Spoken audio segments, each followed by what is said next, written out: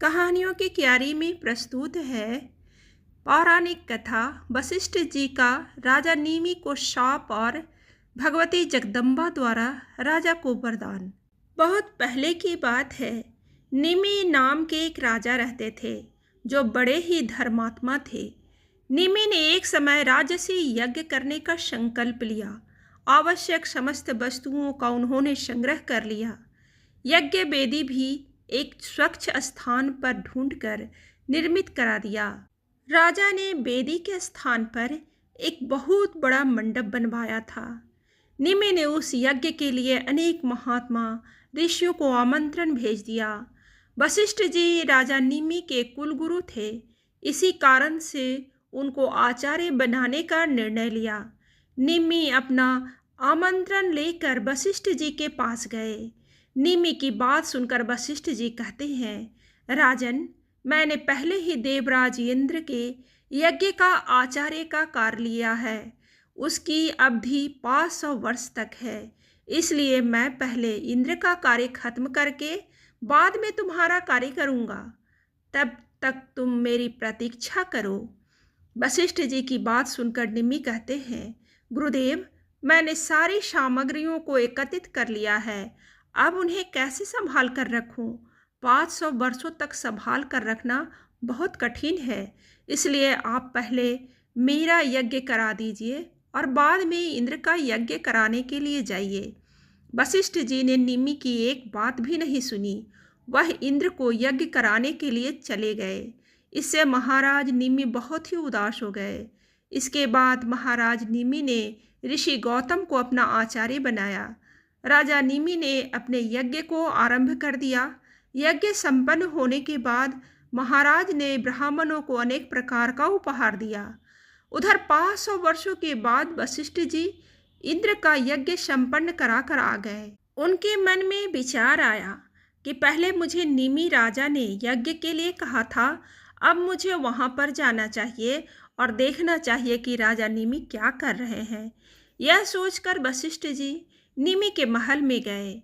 वशिष्ठ जी ने सैनिकों से कहा कि वे राजा को उनके आने की सूचना दें, किंतु उस समय राजा निमि सो रहे थे, इसलिए सैनिकों ने उन्हें नहीं उठाया। राजा गहरी नींद में थे और उधर वशिष्ठ से समझ गए कि राजा उनका अपमान कर रहे हैं। वशिष्ठ को यह बात पता चली कि राजा ने गौतम ऋषि द्वारा अपना यज्ञ संपन्न करा लिया है। राजा के न आने से वशिष्ठ जी को क्रोध आ गया। वशिष्ठ ने निमि राजा को शाप दे दिया कि तुम विदेह हो जाओ। जब सैनिकों ने शाप सुना तो वे भयभीत हो गए। शीघ्र जाकर राजा को उठाया। यह समाचार सुनकर राजा निमि क्रोधित वशिष्ठ जी के सामने आ गए। महाराजा के मन में कोई भी दुर्भावना नहीं थी। उन्होंने अत्यंत ही मीठे और गंभीर वचन कहना प्रारंभ किया। राजा ने कहा, गुरुदेव, आप तो बड़े ही महात्मा व्यक्ति हैं, फिर भी आपको क्रोध कैसे आ गया? आप जानते हैं कि मैं निरपराधी हूँ। मैंने आपसे बहुत विनती की, किंतु आपने मेरी एक नहीं सुनी। लोभ में पड़कर इंद्र का यज्ञ कराने चले गए। इसी कारणवश मैंने महर्षि गौतम को आचार्य बनाकर अपना यज्ञ कराया। आपने व्यर्थ ही क्रोध में आकर मुझे शाप दे दिया। ब्राह्मणों को कभी क्रोध नहीं करना चाहिए, क्योंकि क्रोध चंडाल से भी अधिक अस्पृश्य है। गुरुदेव, ब्राह्मणों को सदैव शांत रहना चाहिए, साथ ही दूसरों का हित करना चाहिए। आप तो स्वयं ब्रह्मा जी के पुत्र हैं, फिर भी आप क्रोध के बस में कैसे हो गए? इस क्रोध के वशीभूत होकर आपने मुझ निरपराधी को अकारण ही श्राप दे दिया। इतना कहने के बाद राजा ने कहा, गुरुवर, अब मैं भी आपको श्राप देता हूँ। जिस क्रोध के कारण आपने मुझे श्राप दिया है, मैं भी आपको श्राप देता हूँ कि क्रोध से भरा हुआ आपका यह शरीर नष्ट हो जाए। इस तरह वशिष्ठ और निमि ने एक दूसरे को श्राप दे दिया। महाराज निमि को श्राप मिल गया। यह सुनकर उनके राज्य में बहुत सारे ऋषियों ने मंत्र द्वारा राजा की आत्मा को उनके शरीर में ही रखा। क्योंकि राजा उस समय यज्ञ की दीक्षा लिए हुए थे, ऋषियों ने उन्हें चंदन आदि लगाया। अनेक प्रकार की पुष्पों की मालाएं पहनाकर उनके द्वारा यज्ञ भी संपन्न कराया। यज्ञ संपन्न होते ही सारे देवता वहां पधारे। ऋषि मुनियों ने उनका आदर सत्कार किया। सारे देवता अति प्रसन्न थे। उन्होंने राजा नेमि से कहा, महाराज, आप अपना मनोवांछित वर मांग लीजिए। वशिष्ठ जी की तरह आप देव या मानव किसी भी शरीर को धारण कर सकते हैं। हम उस इच्छा पूर्ति का अवश्य सम्मान करेंगे। देवताओं की बात सुनकर राजा ने कहा, देवराज इंद्र, मैं शरीर धारण करने के चक्र से मुक्त होना चाहता हूँ। मैं कोई शरीर धारण नहीं करना चाहता हूँ। मेरी इच्छा है कि मैं समस्त प्राणियों की आंखों में वायु बनकर विहार करता रहूं, जिसके फलस्वरूप सारे जीव जिस स्थान से देखते हैं मैं वहां रहूं।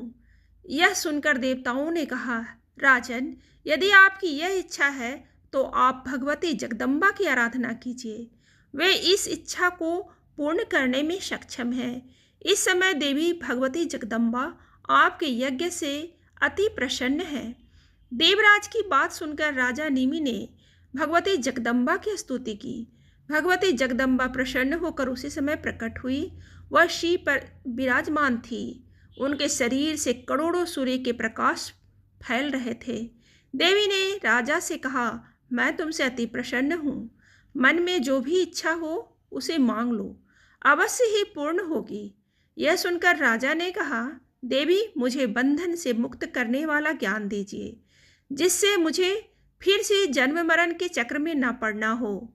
राजा की बात सुनकर देवी ने कहा, राजा नेमि, अभी तुम्हारे कुछ प्रारब्ध कार्य कर्म बाकी हैं, इसलिए अभी तुम्हें जन्म मरण के चक्र से मुक्ति नहीं मिल सकती। किंतु तुम्हें अब शरीर नहीं धारण करना पड़ेगा। तुम समस्त जीवों के नेत्रों में वायु बनकर रहोगे। मैं तुम्हें वो विद्या प्रदान करूंगी जिससे तुम जीव मुक्त हो जाओगे। इतना कहकर वहां उपस्थित मुनियों से मिलकर देवी जगदम्बा अंतर्ध्यान हो गई। उस समय राजा नेमि की आत्मा उनके शरीर से निकल गई, परंतु उस स्थान पर उपस्थित ऋषियों ने उस शरीर को नहीं जलाया। काष्ठ आदि लेकर उसका मंथन और प्रारंभ किया, ताकि उससे राजा का कोई उत्तराधिकारी जन्म ले ले। कुछ समय बाद उस शरीर से एक दूसरा सुंदर बालक प्रकट हो गया, मानो स्वयं राजा नेमि ही हो। अरणि मंथन से प्रकट होने के कारण वो बालक मिथि कह गए। पिता के शरीर से उत्पन्न होने के कारण जनक कहलाए। नेमि के विदेह होने के कारण उनके कुल में उत्पन्न प्रत्येक राजा विदेह कहलाए। आगे चलकर उस कुल में उत्पन्न प्रत्येक राजा का नाम जनक हुआ। इस तरह नेमि राजा ने वशिष्ठ को दिए हुए शाप को भुगता। देवी जगदम्बा की कृपा से सबके पलकों में वायु बनकर रहते हैं। इसी कारणवश उनके कुल में प्रत्येक राजा को विदेह कहा जाता है।